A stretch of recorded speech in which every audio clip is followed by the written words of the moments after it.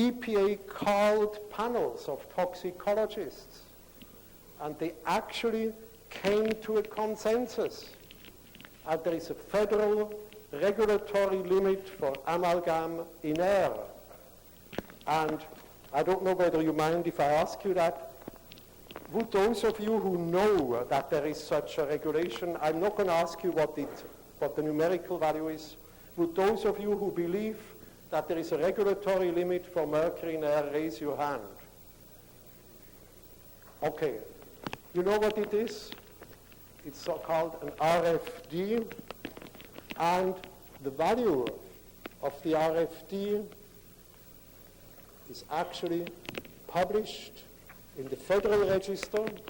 Industry viciously fought it. They thought it was totally irrational, should never be allowed, but every complaint was reviewed, new toxicological panels were assembled from industry, and the actual value is 0.3 micrograms per cubic meter air.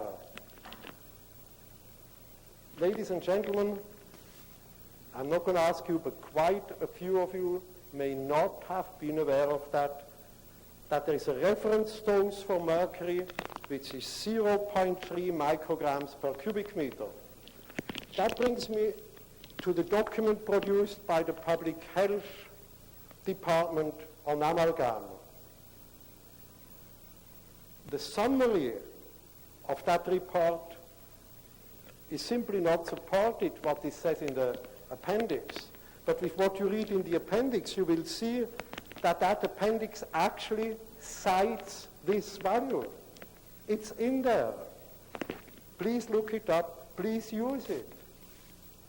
Now, the fact is that the EPA also says that an average person, on the average, breathes approximately 10 to 20 cubic meter of air per day, depending on whether you are sedentary or whether you are a busboy or a girl Friday.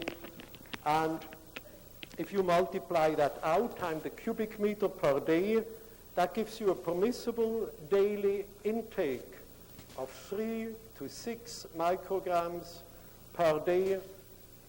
That is an acceptable daily intake on the basis of the EPA regulation.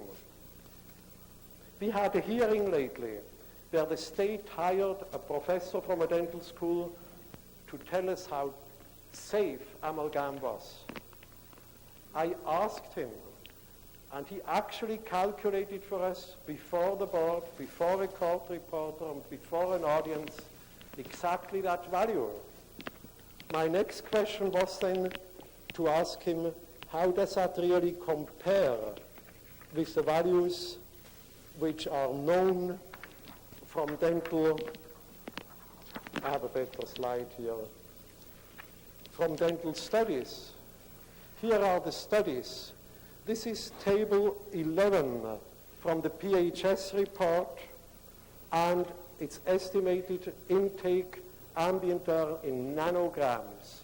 Nanograms translate into microgram by dividing by 1,000. So this would be 0.03, 0.005, 2.123, and so forth. On this scale, what I said, 3 to 6 would be 3,000 to 6,000 nanograms per day. Here is the amalgam, if you're familiar with the table.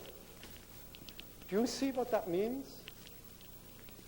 Do you see that people with 7 or more dental amalgam fillings in the United States have a higher daily intake of amalgam than the upper safety limit determined by the EPA for the general population? Did you know that? Well, now, what about water? The water levels are determined by very similar consideration. The water level is 2 micrograms per liter. 2 micrograms per liter for water. The way it's calculated is the EPA estimates that we take up about 2 liters of water a day by drinking, and in other words, the daily intake is going to be 4 micrograms per day, which is consistent with the other value.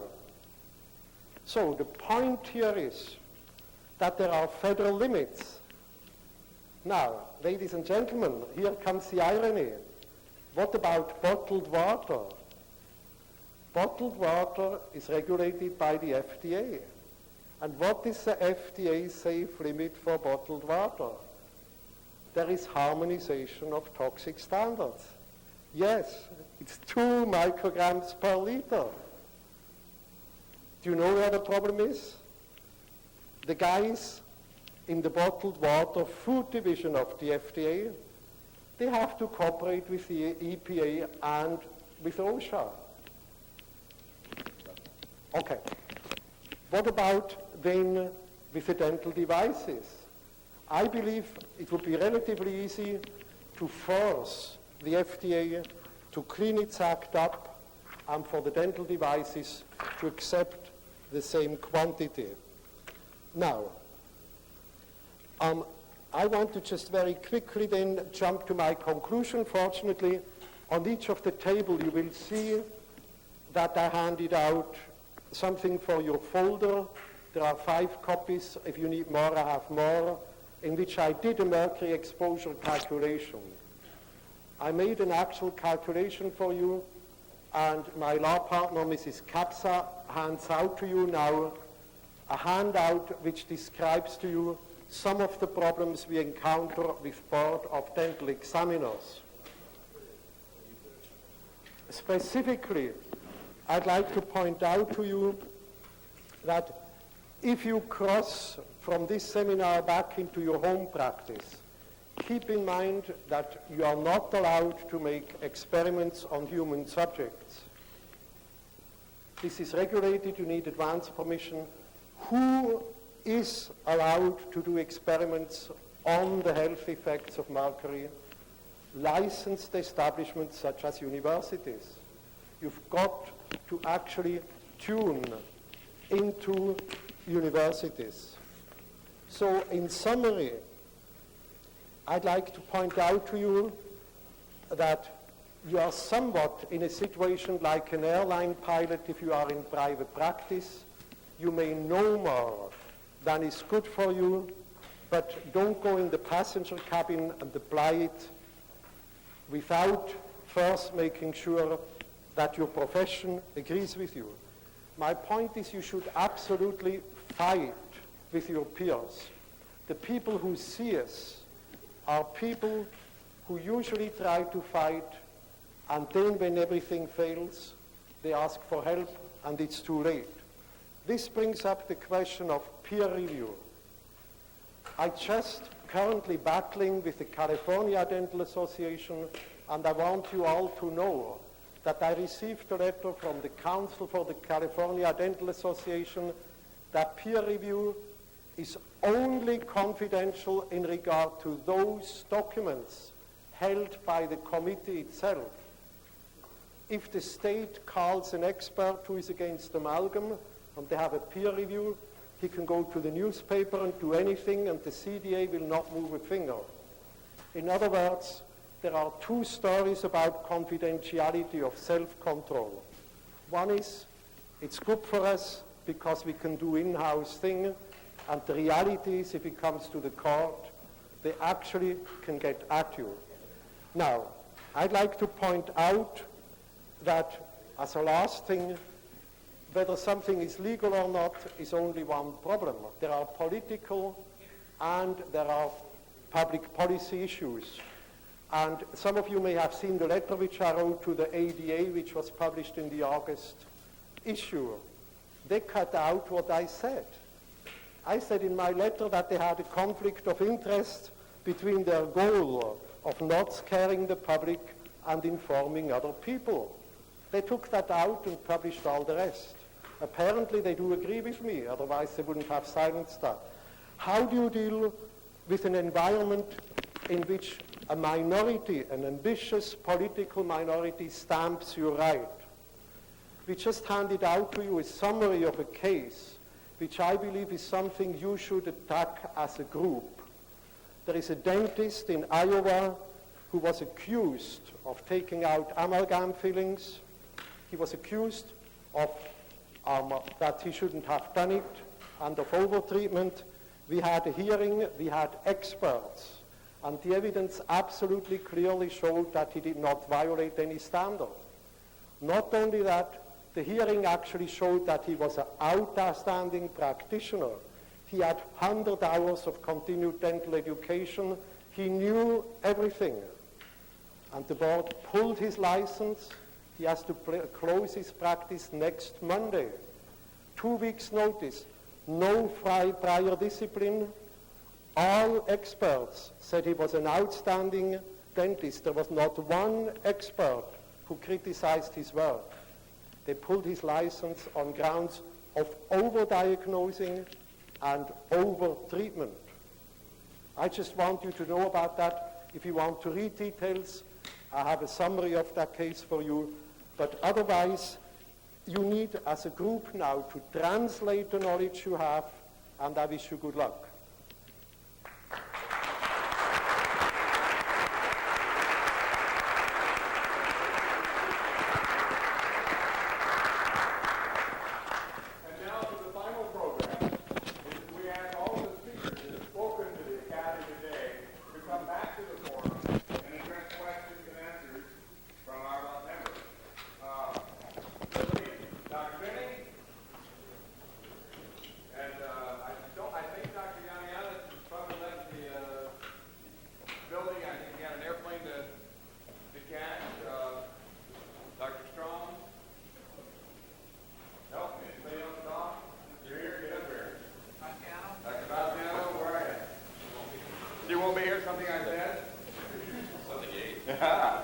That'll do it.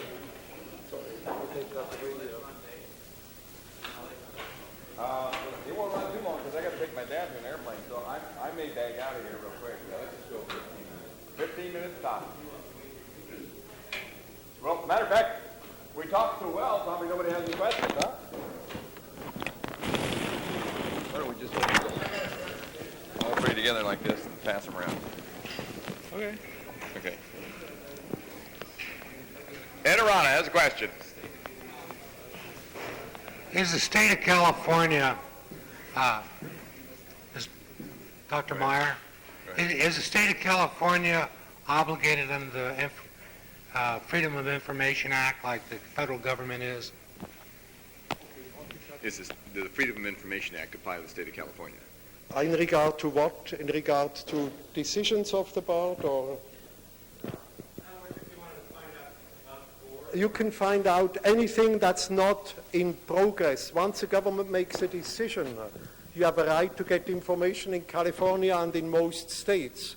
The problem is that investigations of dental boards are usually not ending with a final decision.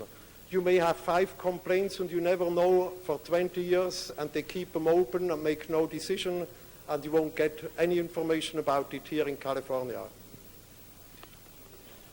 Next question. Go ahead. Dr. Meyer, what position are we in regard to chelation? The BMPS?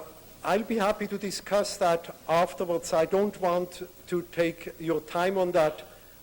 Keep in mind, one legal opinion is only one opinion. There may be others. But I have, from a legal viewpoint, if you are my clients, I have great reservations about you recommending chelation for a variety of reasons, because it goes again into diagnosing problems, it goes a variety of problems, and you need to be very, very cautious in recommending that. What you really need is you need to get a doctor who is friendly and who supports you. But in our recent case in Iowa, that wasn't even good enough. Another question? Stand up and holler. I still remain a little bit confused why, with so many ends across the country removing them, why there's just a few people successfully challenged and lose their license. What are they doing wrong? That's our whole legal system. Our legal system rests on discretionary power. This is something which is unique to our legal system. I shouldn't say unique, but which is characteristic for our system. A cop doesn't need to wave everybody down. He can pick on you.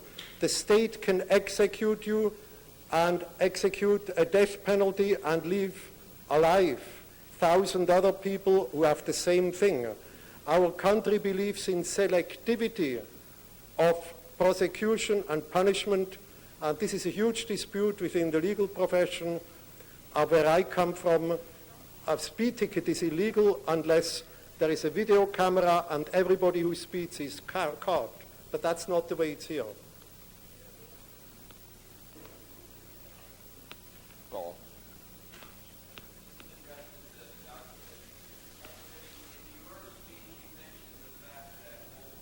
Mercury will ultimately become an ionic form, which is really the form that is toxic.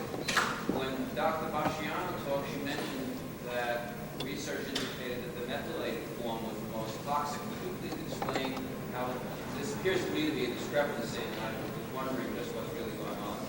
But the really is critical, we're both right, it's really critical. Uptake. If you swallowed a bolus of liquid metal, only about 10 to 15% of it would get absorbed across the gut. If you swallowed an equal bolus of methyl mercury, about 70 to 80% of it would get absorbed across the gut. Therefore, if you look at the gut uptake of those different forms, methyl mercury would be more toxic than elemental mercury. But if you look at the inhalation route and you compare the same two forms of mercury, then it's just the reverse. So it depends upon the route of uptake. So when you're looking at water and water systems, then methyl mercury becomes a bigger problem because it gets dissolved and it gets picked up by the bacteria and it gets put into protein, gets into plants, and it has an effect upon the entire ecosystem. Dr. Adams. Howard.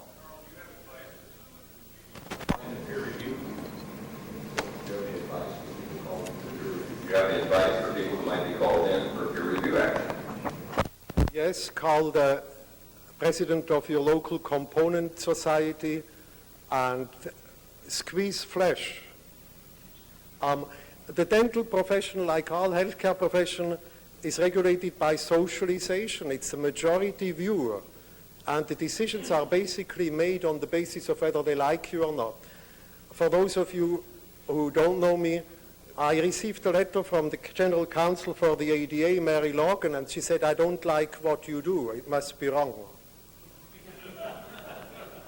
Mary asked for a flyer on the meeting, but I don't see Mary here. Mary, did you send somebody from the ADA here? We requested your presence on a number of occasions.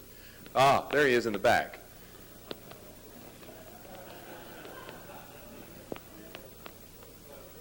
Dr. Rubin, I noticed on your list that copper was way above the tin in toxicity, but in the marine industry, they banned the use of tin paints, which were excellent bottom paints, and they've gone back to copper, which they said was less toxic. Do you have any information on that? I don't know where that slide, where the source of that slide was. I can try and check back on that for you, but I don't know the answer to that. I also aware of San Diego Bay. They're having trouble. They banned the copper also in San Diego, so it's not totally universal. We were doing research, he said that the toxicity of tin compared to copper in the bay is 200 times. Thank you, Dr. Guile. Copper is ratio 200 times more toxic tin more than copper. So, please. Dr. Meyer, I'm curious about whether or not it is better for me to be a member of the American Dental Association, and if I get challenged to be judged by those people that I have declared to be my peers, or if I should not be a member of the American Dental Association and be judged by my peers like the IAOMT. The question is it better to be judged by the members of the IAOMT Or the members of the ADA? Should he maintain his membership in the ADA? Is that a positive? I don't think it's going to happen the way you think if you drop your membership. Okay, I'm answering that as a lawyer. What do lawyers do? They speak with your opponent. As a lawyer, the answer is stay members of the ADA and make absolutely sure everybody knows how you feel and why. The other thing is about half of the dental boards in this country are actually directly connected to the Dental Association. Do all of you Californians know that the latest appointment to the dental board is Ms. Reeve, the consumer spot in the California Board of Dental Examiners was actually filled with a freshly retired 30-year executive secretary of the Dental Society for San Diego County. Does that answer your question? She's a consumer, sure. She's got teeth. Please. Comments on the Mercury-Free amalgam that we've been talking about? Oh, it's very interesting that the American Dental Association Devoted research to produce a mercury-free amalgam that's supposed to be as good as the regular amalgam, and the only difference, and even cost is the same, is the fact that it doesn't have mercury in it. But unbeknownst to them, some research will be published next month in the FASF journal to show that silver from amalgam is as toxic to certain cells in the body as the mercury was. So I think what we're looking at in the future is metal-free dentistry, wherever we possibly can do it. And I'd like to just, if I can, digress to another point. In medicine, my impression is that medical academics oversee and scrutinize the practice of medicine, at least in Canada. And that although there are medical boards, they look to specialists from medical schools to set the standard of care and to help adjudicate what should be known and what shouldn't be known. In dentistry, where very little research is done, I'm getting the impression that it's the practicing dentist that sets the standard of care, and not the dental professors, as should have been the case, I think, in Iowa. So that's a very interesting difference, probably because medicine is not perfect, but it's certainly more research-oriented than dentistry has been. I see the hour has passed 5 o'clock. I know your butts are tired, and dinner is probably looming near in your stomach. Let's call it quits. Thank you very much. We'll start again tomorrow. Certainly have about 30 panorama tapes if anybody didn't get one and would like to make a donation. We do have a side announcement, is that there are about 30 panorama tapes available for a small donation, or maybe a large donation, to our educational fund. Dr. Wayne King will be handling that, the fellow that's been running the video all day. Thank you, Wayne, for your hard work on the video.